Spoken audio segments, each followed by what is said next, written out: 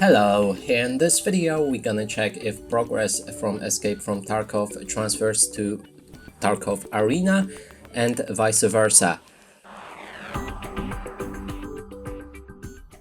To do this, I have to visit arena.tarkov.com, and here if we scroll down we'll be able to find 2 games, 1 character.